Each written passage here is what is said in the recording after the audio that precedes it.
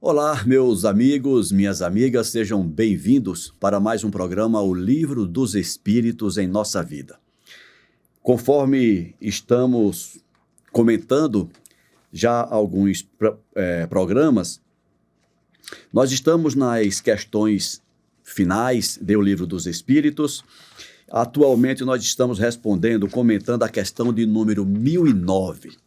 E apenas esclarecendo para aqueles que estão chegando agora, a pergunta 1009, feita pelo Kardec, ela é respondida por 4 respondentes, e depois das 4 respostas, o Kardec ainda faz um comentário em cima dessas respostas. Então, no programa anterior, nós comentamos a resposta que foi dada pelo Santo Agostinho, inicialmente, e depois pelo Lamennais, a mesma pergunta.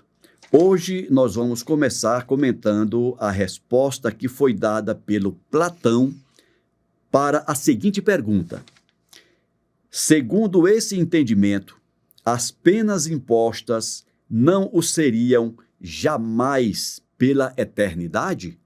Essa é a pergunta que nós vamos comentar logo depois da nossa vinheta. Até já. Começa agora o programa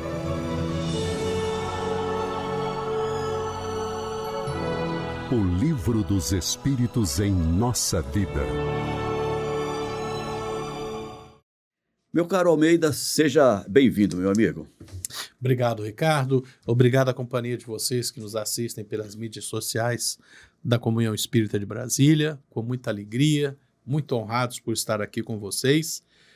E, acima de tudo, com a vontade de compreender cada vez mais, cada vez melhor, o conteúdo desse livro de tanta sabedoria. Forte abraço. Almeida, apenas retomando aqui o fio da meada, nós estamos tratando do tema duração das penas futuras, que começou na questão 1003. E a partir da questão 1003 até a questão 1008, todas as perguntas do Kardec foram assinadas, as respostas foram assinadas, digamos assim, por São Luís. A partir da questão 1009, outros passaram a responder, comentar essa pergunta para o Kardec. Eu vou repetir a pergunta para a gente ler a resposta do Platão. Segundo esse entendimento que veio sendo colocado pelo São Luís, né, nas perguntas anteriores. É o entendimento da 1008, né? Da 1008, exatamente, Almeida. Né? E eu diria que não só da 1008, Almeida, mas das anteriores, né? Porque como é um tema só, duração das penas futuras, e São Luís vem na 1003, 1004, 1005, Sim. Delineando ali um certo raciocínio. Uhum. Então, quando chega na 1009, o Kardec pergunta, segundo esse entendimento que São Luís nos trouxe, as penas impostas não seriam jamais eternas? E aí, como eu falei agora há pouco, Santo Agostinho deu a sua resposta nessa questão, o Lamennais também, e agora vamos ver o que o Platão nos disse sobre isso. Guerras de palavras. Guerras de palavras, ele repete. Não fizestes verter bastante sangue. É preciso, pois, ainda reacender as fogueiras? Interessante, né? Porque o Platão está perguntando com todas as letras, será que a gente, passado tanto tempo, a gente ainda vai jogar na fogueira quem pensa diferente de nós? A pergunta aqui é essa, né? Para interpretar, porque eu penso sobre penas eternas diferente do que você pensa, o mais forte vai botar o mais fraco no fogo? Essa é a pergunta aqui, né? E já que você abordou isso, Almeida, de que fogueira, de que fogo estamos falando? Aqui nós estamos falando de matar mesmo quem pensa diferente. Mas atualmente, Almeida, sim. já que a gente não tem mais o uso de de colocar na fogueira, literalmente. Ah, mas aí eu posso simplesmente, você deu uma opinião na internet, numa rede social, e como é que é aquela expressão? Eu vou te anular, eu vou te tirar da rede. É um tipo, é a fogueira moderna. É a fogueira moderna. Eu estou tentando lembrar aqui a expressão também. Mas é isso, né? Certamente, nesse momento, o Platão se referia às fogueiras de fogo mesmo. Da Inquisição. Mas hoje em dia, a gente só trocou a fogueira. Mas a gente continua queimando quem discorda das nossas ideias, quem pensa diferente. Verdade. A gente continua sem desenvolver o sentimento de respeito. De respeito ao diferente, de respeito... Sabe que tem... De indulgência, é a palavra que está faltando. Eu estou tentando lembrar qual é aquela questão que fala bondade com todos, indulgência... Não, aquela é uma fala de Santo Agostinho. Que está numa pergunta aqui também do Livro dos Espíritos. Quando ele diz... Caridade para com todos. Caridade no final, né? Uhum. A gente tem que focar no que é essencial, a gente tem que ser paciente com o que é acidental e, em tudo, caridade. São 3 pontos que ele desenvolve. E eu fico lembrando, porque... Perdão. Unidade no essencial, paciência no acidental e, em tudo, caridade. Não, mas ainda é outra questão. É outra questão. Vocês podem ajudar a gente à vontade. Eu não lembro desse conteúdo no Livro dos Espíritos. Mas tem. Né? Mas eu sei que o que é a caridade? O que é a caridade? É um conteúdo de Santo Agostinho. O que significa a caridade, né? Era bondade, tolerância, benignidade. Aí são 3 ideias e desenvolve e termina a caridade, ou seja, fazer isso com todo mundo. Caridade para com todos. Enfim, eu acho que a gente pode voltar, mas é perceber isso, né? Ora, caramba, será que a gente precisa ficar guerreando por pensar diferente? Será que não tá? Será que já não passou muito da hora de ouvir o outro? Se você concorda, concordou. Se você não concorda, dê ao outro o direito de pensar diferente. Ponto. Nada além disso. Né? Dê o direito do outro pensar diferente. Para evitar isso, guerra, fogueira, sejam próprias, sejam virtuais. Né? E você lembrou muito bem, né? Tem coisas que acontecem. Alguns anos atrás, uma atriz foi simplesmente anulada. Ela estava numa série de TV de sucesso. Foi cancelada. Ela foi cancelada. A palavra é cancelada. É cancelada. Simplesmente ela deu uma opinião numa página pessoal dela e ela foi cancelada. E ela entrou na justiça, né? Quem gosta dessas coisas é a atriz de Mandalorian. Era o principal papel feminino da série. E eu estou sabendo que esta semana que terminou, ela ganhou a ação. Fizeram um acordo. Publicamente, o estúdio Disney disse que, olha, nós sim ficaremos... Estamos bem e levaremos em conta a participação dela em projetos futuros. Ela deve ter embolsado uma bela grana lá nos Estados Unidos. Enfim, por quê? Porque alguém não respeitou a opinião dela. Seja lá qual for. Não estamos entrando no mérito da opinião. Da opinião, claro. Tá? Mas a gente tem que perceber isso. As pessoas têm direito a ter a opinião que tiverem. Eu fico lembrando, quando eu vejo esse tipo de coisa, apenas para que não dê polêmica, eu fico lembrando que houve uma época em que, nos Estados Unidos, era considerado medicação distribuir cigarro para os pacientes. O quê, rapaz? Porque ajudava na recuperação, diminuía o nível de estresse. E o cigarro é a pessoa fumando dentro do hospital, na cama hospitalar. Na época era científico. era científico.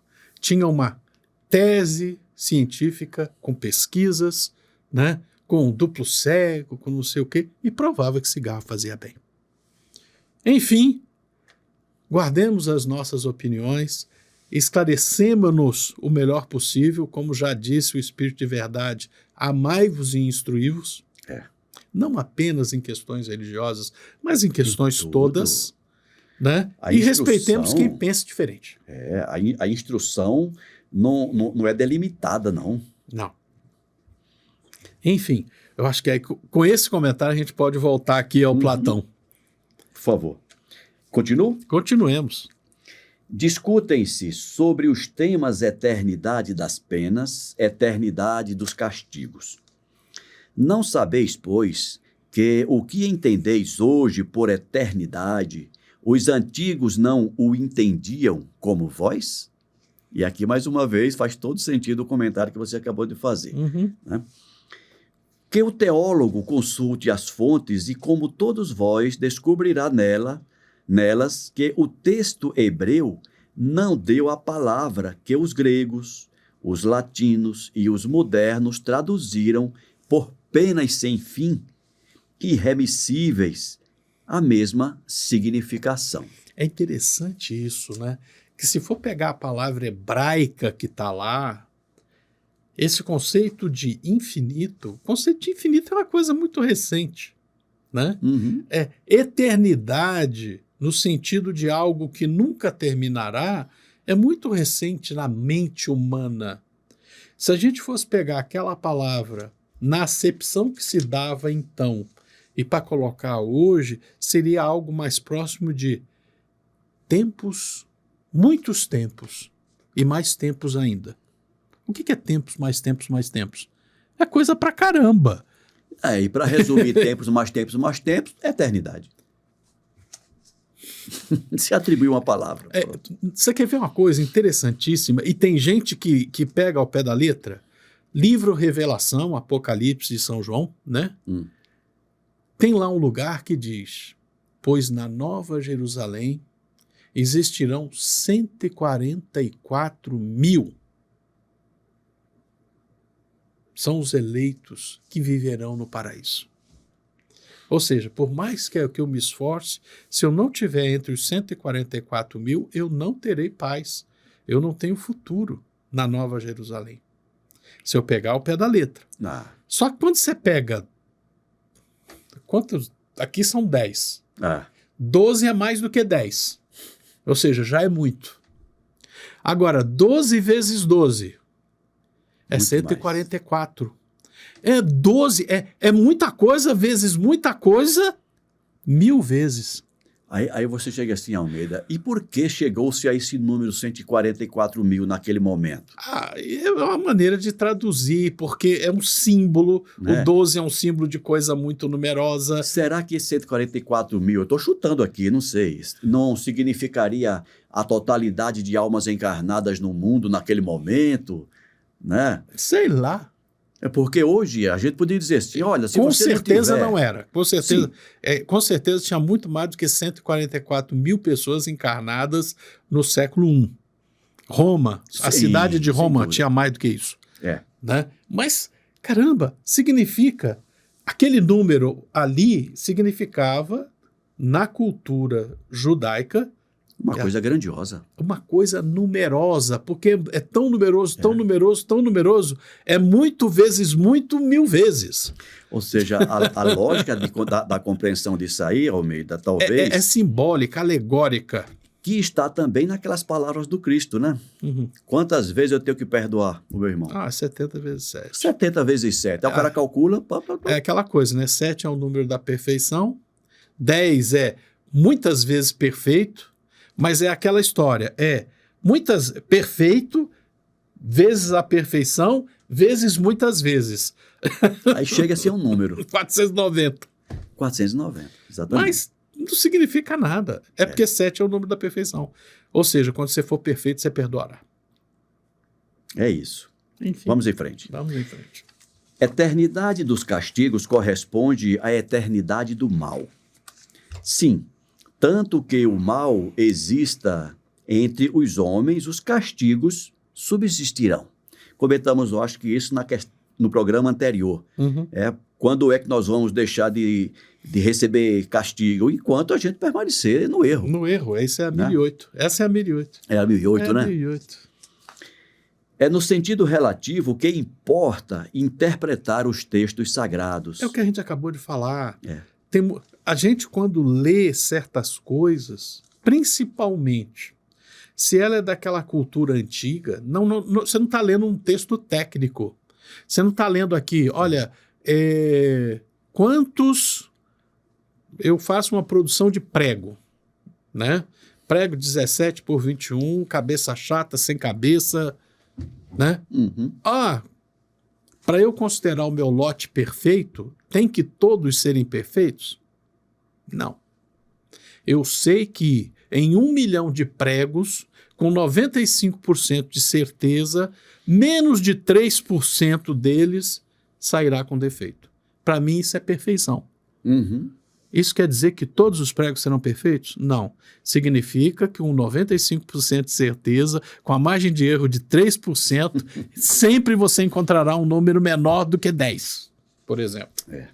E isso me basta como perfeição relativa. É uma perfeição relativa, mas é um texto técnico. Sim, sem dúvida. Isso é estatística 2. Você estudou também, né? Não, mas isso é estatística 2. Só na 1. Enfim, caramba. É só medidas de dispersão que você estudou, né? Média, moda... Isso, moda, mediana. Média, moda, mediana, e dispersão, desvio padrão. E desvio padrão, já Desvio padrão. Isso aí é estatística 1. Já foi suficiente para eu... Ficar doidinho, Ficar doidinho.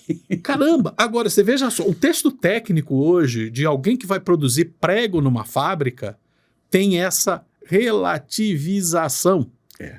Imagina um texto que eu estou contando em volta de uma fogueira para as minhas crianças entenderem a minha fé 7.000 anos atrás. E isso sendo traduzido, redito. Depois virou texto, né? E começou a traduzir. E começou as acomodações terminológicas para poder se adequar a uma nova língua, etc, etc. Enfim, é isso. Aí dá vontade, estamos com tempo. Eu já tive a oportunidade de falar isso aqui, em particular para o Honório. O que é Messias? Né? Messias, que virou a palavra Cristo é a mesma palavra, Messiah e Cristo. Cristo é grego, Messias é judaico. Messias é ungido. É o ungido. É o escolhido do Pai. Ora bolas, é isso? Mas não é. Depende. Porque na época do Cristo significava o Messias, o ungido, o príncipe judeu que viria libertar o povo dos romanos. Mas sempre foi isso? Não. Lá atrás, se você pegar em Samuel, ungido significava apenas que Samuel foi lá, pegou o óleo santo e deitou sobre a cabeça de Saul. Então, o ungido, ou seja, o Messias, foi Saul. Mas isso sempre foi isso? Não. Depende. Aí eu vou pegar na Bíblia qual era o significado da palavra. Gente, é complicado. Eu estou lembrando também, Almeida, do conceito de profeta, né? Sim, conceito de profeta. Que foi mudando ao longo do tempo também. Aquela história. Profeta é aquele que faz profecia, hoje em dia. Só que lá atrás era outra coisa, é aquele que fala pela voz do Pai. Pois é. Ou seja, cujas palavras são inspiradas por Deus. É a mesma coisa que a gente tem que entender aqui. Alegorias, é símbolo. Mas vamos lá. É isso mesmo. Continuando. A eternidade das penas, portanto, não é senão relativa e nunca absoluta. Dia virá em que todos os homens se revestirão pelo arrependimento com a túnica da inocência, e nesse dia não mais haverá gemidos nem ranger de dentes. Vossa razão humana é limitada, é verdade, mas tal qual é um presente de Deus, e com essa ajuda da razão, não há um só homem de boa fé que compreenda de outro modo a eternidade dos castigos. A eternidade dos castigos, como? Seria preciso, pois, admitir que o mal fosse eterno. Ora bolas. Essa frase aqui é sensacional. Se o mal fosse eterno, existiria ao lado de Deus algo imutável. Ou seja, de certa forma, e isso aqui o Kardec... Ou seja, tão imutável quanto o próprio Deus. E o Kardec coloca isso muito bem naquele livro que é o Espiritismo. É verdade. Que ele vai falando das propriedades. Nos diálogos, né? Nos diálogos, ele vai apresentando, ele vai discutindo essas questões. Caramba, para o mal ser eterno, o mal teria que ser tão poderoso quanto Deus. Porque Deus é a bondade eterna. A gente chega naquela questão antiga, né? Da existência do mal, né? A gnose, né? Aí vamos lá. Da existência de quem criou o mal. Aí, na lógica inversa dessa, se mostra que o mal não existe em função de tudo isso que você acabou de falar. Isso. Ou seja, a lógica seria a mesma. Continuemos? Continuemos. Só Deus é eterno e não poderia criar o mal eterno. Sem isso, seria preciso arrancar-lhe o mais sublime dos seus atributos, que é o soberano poder, porque não é soberanamente poderoso quem pode criar um elemento destruidor de suas próprias obras. Ou seja, ele não seria onipotente, porque teria uma outra potência tão grande quanto ele. Não seria nem inteligente. Não seria sábio. Não seria sábio. Não. Né? Como é que eu sendo detentor de todo o poder, vou criar um poder tão grande quanto o meu... Que possa me destruir. Que possa me destruir. Humanidade, isso humanidade. Colocaria por terra a primeira questão do Livro dos Espíritos. Para terminar, humanidade, não mergulhes, pois, mas teus melancólicos olhares nas profundezas da terra para aí procurar os castigos. Chora, espera, espia e refugia-te no pensamento de um Deus intimamente bom, absolutamente poderoso e essencialmente justo. Deus é Deus. Ou como diria lá no Shema, né? Ouve, ó Israel, o Senhor Deus é um só. Né? Então, na hora que a gente perde essas coisas básicas na nossa percepção de vida, e aqui, meus irmãos, vocês que nos estão assistindo, nunca se esqueçam disso. O Espiritismo, como já diz Raul, e não é o Seixas, eu estou falando do Raul Teixeira. O Espiritismo não é para todo mundo, é para quem aguenta. Porque o Espiritismo está dizendo para nós, para você, Ricardo Honório, para mim, Alcir, para cada um de vocês, cara, Espiritismo é você chegar na vida adulta. É ser responsável pelos seus próprios atos. É ser livre para decidir e responsável por cada uma das tuas decisões. É aprender a pensar sozinho, a partir de certos princípios lógicos. Pensar, decidir e caminhar. Sempre. Né? E quando você começa a perceber isso, não tem como Deus ser diferente do que o Platão está colocando aqui. É um Deus infinitamente bom, infinitamente justo, infinitamente sábio. Apenas para dizer o que ele falou aqui. Agora, para ele ser assim, o mal não pode ser eterno. A nossa teimosia não pode ser eterna. Um dia a gente cansa. Um dia a gente aprende. Né? Eu fico lembrando daquelas piadas, né? De entregar trabalho, entregar o TCC, entregar a dissertação, entregar a tese. Você estuda, lê, aperfeiçoa o texto, tem uma hora que você desiste e entrega. Senão você vai ficar eternamente corrigindo e aperfeiçoando. Não chega ao final nunca. Não, nunca chega no final. Não chega ao final nunca. Né? E é isso que é a questão que o Espiritismo nos traz.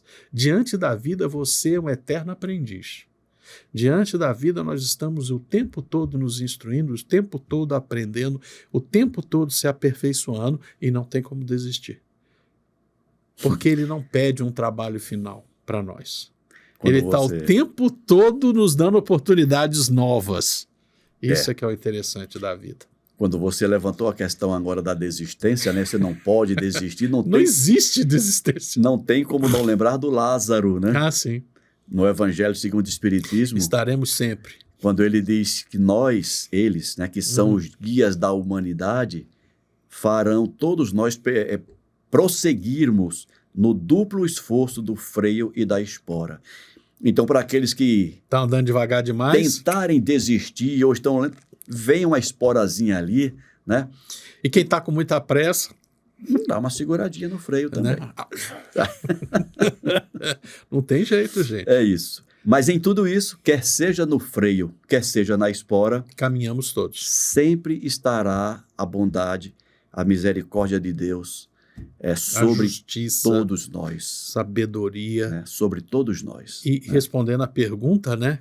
Agora pelas palavras de Platão, não existem penas eternas.